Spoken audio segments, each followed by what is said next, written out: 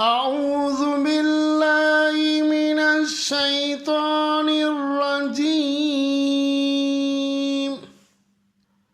بسم الله الرحمن الرحيم.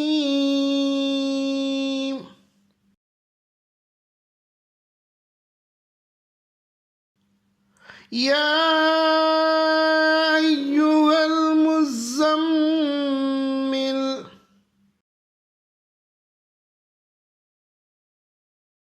قم الليل إلا قليلا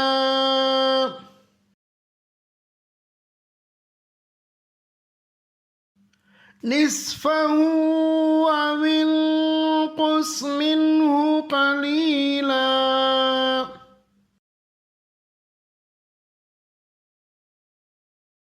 أو زد عليه ورتل القرآن ترتيلا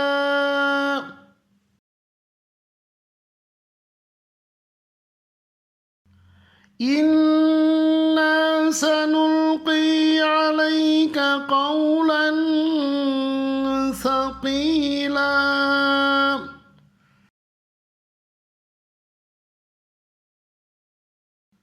إن ناشئة الليل هي أشد وطئا وأقوم قيلا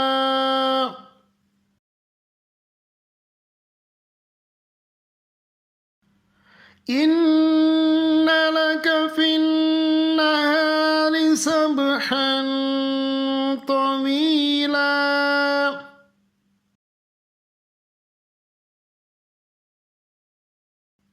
واذكر اسم ربك وتبتل إليه تبتيلا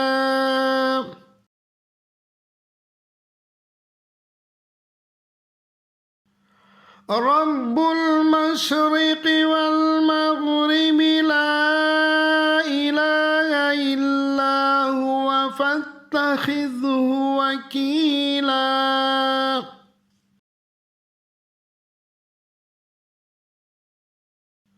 واصبر على ما يقولون واهجرهم هجرا جميلا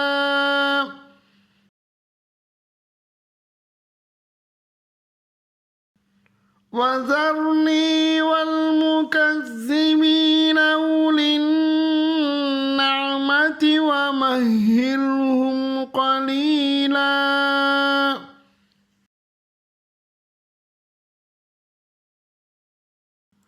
إن لدينا أنكالا وجحيما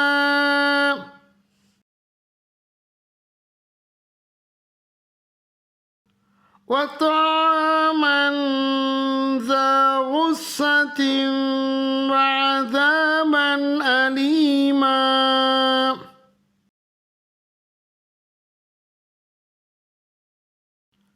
يوم ترجف الأرض والجبال وكانت الجبال كثيبا مهيلا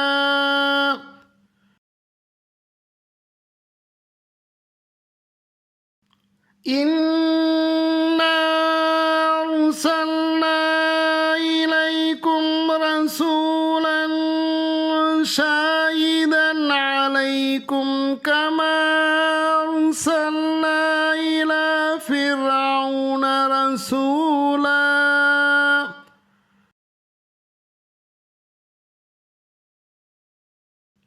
فعصى فرعون الرسول فأخذناه أخذا وبيلا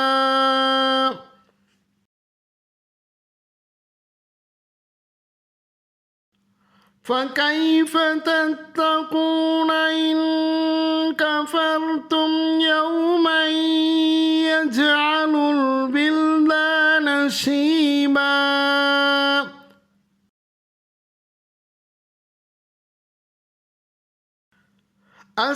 السماء منفطر به كان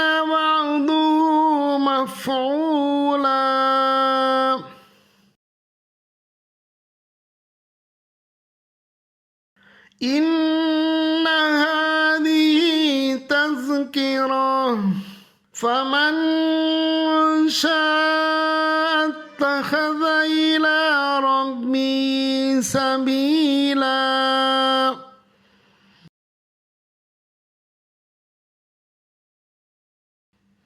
إن ربك يعلم أنك تقوم أدنى من ثلثي الليل ونصفه وثلثه وطائفة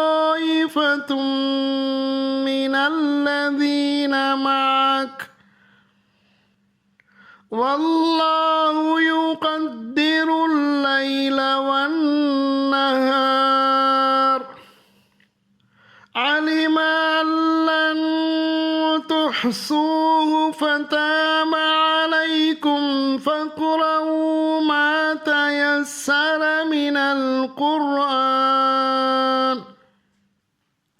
علم أن سيكون منكم مرضى وآخرون يضربون في الأرض يبتغون من فضل الله وآخرون يقاتلون في سبيل الله فاقرؤوا ما تيسر منه وأقيموا الصلاة وآتوا الزكاة وأقرضوا الله قرضا حسنا وما تقدموا لأنفسكم من خير تجدوه عند الله هو خيرا وأعظم أجرا واستغفروا الله إن الله غفور رحيم صدق الله العظيم.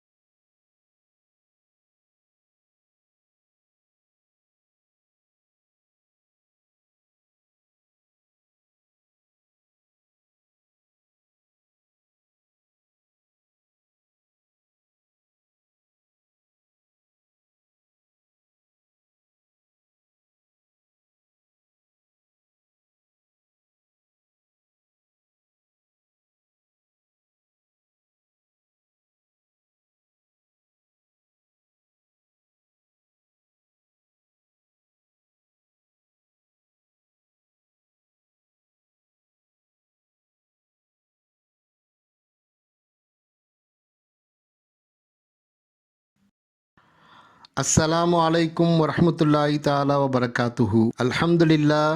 அன்பிற்குரிய சகோதர சகோதரிகளே, நாம் இந்த தளத்தின் மூலமாக குர்ஆனை தமிழ் மொழிபெயர்ப்புகளுடன் அந்த அரபி வாக்கியங்களை தமிழ் உச்சரிப்போடு நாம் இதில் பதிந்து வருகின்றோம். பொதுவாக அரபியுடைய 29 எழுத்துக்களை தமிழ் உச்சரிப்புடன் சொல்ல வேண்டுமேயானால் சில அரபி வாக்கியங்களுக்கு, அரபி எழுத்துக்களுக்கு தமிழில் நேரடியான உச்சரிப்பில் வாக்கியங்கள் சொல்ல முடியாது. உதாரணமாக ஹா என்று சொல்லப்படக்கூடிய இந்த அரபி வாக்கியத்திற்கு தமிழில் ஹா என்பதாக போட முடியாது. அது மாதிரி ஜால் ஜால் என்று சொல்லப்படக்கூடிய அந்த அரபி எழுத்திற்கு தமிழில் ஜால் என்பதாக உச்சரிக்க முடியாது. அது மாதிரி எழுத்துக்கள் இல்லை. அதனால் இன்ஷா அல்லாஹ் கூடுமான வரை இந்த அரபி தமிழ் உச்சரிப்போடு வரக்கூடிய இந்த அரபி வாசகங்களை மனப்பாடம் செய்வதாக இருந்தாலும் அல்லது ஓதக்கூடிய வசனங்களாக இருந்தாலும் 2 தடவை 3 தடவை அந்த அரபி எழுத்துக்களுடைய உச்சரிப்பை சரிபார்த்த பின்னால் ஓதிக்கொள்வது மிக நல்லதாக இருக்கும். ஏனென்றால் அரபி எழுத்துக்களில் ஒரு சிறு பிழை ஏற்பட்டு விடுமேயானால் அர்த்தங்கள் மாறிவிடும்.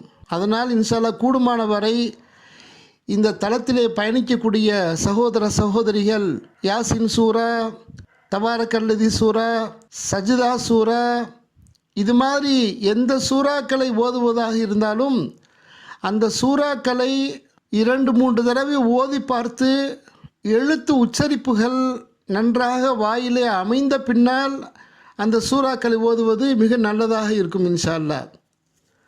இப்போது நாம் இந்த தமிழ் எழுத்துக்களை போடக்கூடிய சமயத்தில் எந்தெந்த எழுத்துக்களுக்கு கீழே தமிழ் வாக்கியம் எப்படி போட்டிருப்போம் என்ற விவரத்தை இன்ஷா அல்லாஹ் நான் இங்கே கூறுகின்றேன். நீங்கள் அதை கவனித்துக் கொள்வீர்கள், மிக நல்லதாக இருக்கும் இன்ஷா அல்லாஹ்.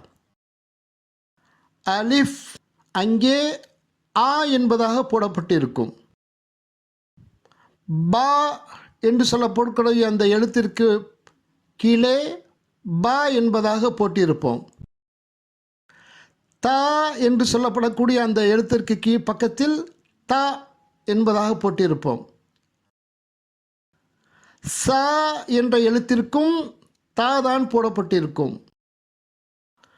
ஜீம் என்று சொல்லப்படக்கூடிய அந்த எழுத்திற்கு தமிழிலே ஜா என்பதாக போட்டிருப்போம். ஹா என்று சொல்லப்படக்கூடிய அந்த எழுத்திற்கு வடமொழியிலே வரக்கூடிய ஹா என்ற எழுத்து அங்கே போடப்பட்டிருக்கும். ஹா என்ற எழுத்திற்கு கா என்பதாக போட்டிருப்போம். தால் அங்கே தா என்பதாக போட்டிருப்போம். ஜால் அதற்கும் தா என்பதாகத்தான் போட்டிருப்போம். ரா ராவுடைய வல்லினமான எழுத்திற்கும் மெல்லினமாக சொல்லப்படக்கூடிய எழுத்திற்கும் தமிழிலே ரா ரா என்பதாக எழுத்துக்கள் இருக்கின்றன. இங்கே ரா என்று சொல்லப்படக்கூடிய எழுத்திற்கு ரா என்பதாக போட்டிருப்போம். ஜா என்ற எழுத்திற்கு வடமொழியில் வரக்கூடிய சா என்பதாக போட்டிருப்போம். சீன் என்ற எழுத்திற்கு சா என்ற எழுத்து அங்கே போட்டிருப்போம். ஷீன் இந்த எழுத்திற்கு வடமொழியில் வரக்கூடிய ஷா என்பதாக போட்டிருப்போம். சாத் வடமொழியில் வரக்கூடிய சா என்ற எழுத்து போடப்பட்டிருக்கும். லாது இந்த எழுத்திற்கு தமிழ் என்று சொல்லப்படக்கூடிய அந்த லா இருக்கிறது பாருங்கள், அந்த லாவை போட்டிருப்போம். தா இதற்கு தா என்பதாக தமிழிலே போடப்பட்டிருக்கும். லா இந்த எழுத்திற்கு நாம் தமிழிலே அவர்கள் கடைசி இல் இருக்கிறது பாருங்கள், அந்த லாவுடைய அடையாளம் போடப்பட்டிருக்கும். ஐன் ஆ என்பதாக போடப்பட்டிருக்கும். ஐன் இங்கே கா என்ற எழுத்து கமாவில் போட்டு கா என்பதாக போடப்பட்டிருக்கும். ஃபா இதற்கு தமிழிலே ஃபா என்ற எழுத்துக்கள் இல்லை. 3 புள்ளி இக்கண்ணாவும் அதற்கு அருகிலே பாவும் போட்டிருப்போம். அங்கே ஃபா என்பதாக நீங்கள் உச்சரிக்க வேண்டும். காஃப் 2 புள்ளி எழுத்துடைய காஃப் அதற்கு தமிழிலே கா என்பதாகத்தான் போட்டிருப்போம். காஃப் அங்கேயும் கா என்பதாக போடப்பட்டிருக்கும். லாம் இங்கே தமிழிலே லா என்பதாக போட்டிருப்போம். மீம் இங்கே மா என்பதாக போட்டிருப்போம். நூன் தமிழிலே நா என்பதாக போட்டிருப்போம். வாவ் தமிழிலே வா என்பதாக போட்டிருப்போம். ஹா இங்கே வடமொழியில் உள்ள ஹாவை அங்கே போட்டிருப்போம். ஹம்சா ஹம்சா என்ற அந்த எழுத்திற்கும் வடமொழியில் வரக்கூடிய ஹாவை போட்டிருப்போம். யா என்ற எழுத்திற்கு தமிழிலே யா என்று சொல்லப்படக்கூடிய எழுத்தை போட்டிருப்போம். இந்த முறை பிரகாரம் குர்ஆனை ஓதக்கூடிய நன்மக்கள் அரபி எழுத்துக்களை சரியான உச்சரிப்போடு ஓதுவதற்கு முயற்சியை மேற்கொள்ள வேண்டும். 2-3 தடவை போட்டு கேட்ட பின்னால் அந்த எழுத்துக்களை எந்தெந்த இடத்தில் எந்தெந்த உச்சரிப்பில் ஓதுகின்றோம் என்பதை பார்த்து நீங்கள் ஓதுவீர்களேயானால் இன்ஷா அல்லாஹ் மிக சீக்கிரமாக சூறாக்களை நாம் மனனம் செய்து கொள்வதற்கும் குர்ஆனை ஓதுவதற்கும் ஒரு அழகான அமைப்பை இன்ஷா அல்லாஹ் ஏற்படுத்தி தருவான் என்பதில் எந்த சந்தேகமும் இல்லை. அந்த அடிப்படையில் திருக்குர்ஆனின் வசனங்களை நன்கு விளங்கி ஓதக்கூடிய பாக்கியத்தை அல்லாஹ் தஆலா நம் அனைவருக்கும் தந்தல் புரிவானாக. அதுபோன்று குர்ஆனிலே வரக்கூடிய வக்ஃபு என்பதாக சொல்லுவார்கள். வக்ஃபு என்றால் நிறுத்தி ஓதுதல்.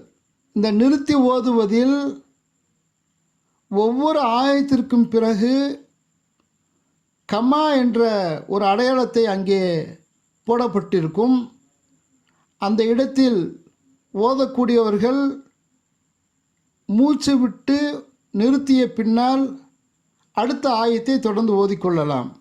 ஆனால் சில சமயங்களில் ஒரு ஆயத்தாகின்றது சற்று பெரிய ஆயத்தாக இருக்கும். அதில் ஓதக்கூடியவர்கள் ஒரே மூச்சில் ஓத முடியாத ஒரு சூழ்நிலை ஏற்படக்கூடிய சமயத்தில் அந்த ஆயத்தை ஒரு இடத்திலே நிறுத்திய பின்பு பிறகு மூச்சை எடுத்து 2 வாக்கியங்களுக்கு முன்னாலே இருந்து தொடர்ந்து ஓதிக்கொள்ள வேண்டும். உதாரணமாக இந்த சூரத்துல் கஹ்ஃபில் வரக்கூடிய 2வது ஆயத்தை நான் எப்படி இந்த ஆடியோவில் ஓதியிருப்பேன் என்றால், பிஸ்மில்லாஹிர் ரஹ்மானிர் ரஹீம். கையிமல் லியுன்திர பஸன் ஷதீதம் மின் லதுன்ஹு வ யுபஷ்ஷிரல் முஃமினீன அல்லதீன. இப்போது நீங்கள் மூமினீன் அல்லதீன என்பதாக இங்கே மூச்சு விட்டிருக்கின்றோம். இப்போது எப்படி ஓத வேண்டும் என்றால், வயுபஷ்ஷிரல் முஃமினீன அல்லதீன யஅமலூன ஸாலிஹாத்தி அன்ன லஹும் அஜ்ரன் ஹஸனா என்பதாக ஓதிக்கொள்ள வேண்டும். அது எந்த இடத்தில் ஒரு ஆயத்தை விட்டிருக்கின்றோமோ அதற்கு முன்னால் உள்ள 2 வாக்கியத்தோடு சேர்த்து மீண்டும் எடுத்து ஓதிக்கொள்வதை நீங்கள் கவனித்துக் கொள்ள வேண்டும் இன்ஷா அல்லாஹ். திருக்குர்ஆனின் வசனங்களை நன்கு விளங்கி ஓதக்கூடிய பாக்கியத்தை அல்லாஹ் தஆலா நம் அனைவருக்கும் தந்தல் புரிவானாக. அஸ்ஸலாமு அலைக்கும் வரஹ்மத்துல்லாஹி தஆலா வபரகாத்துஹு.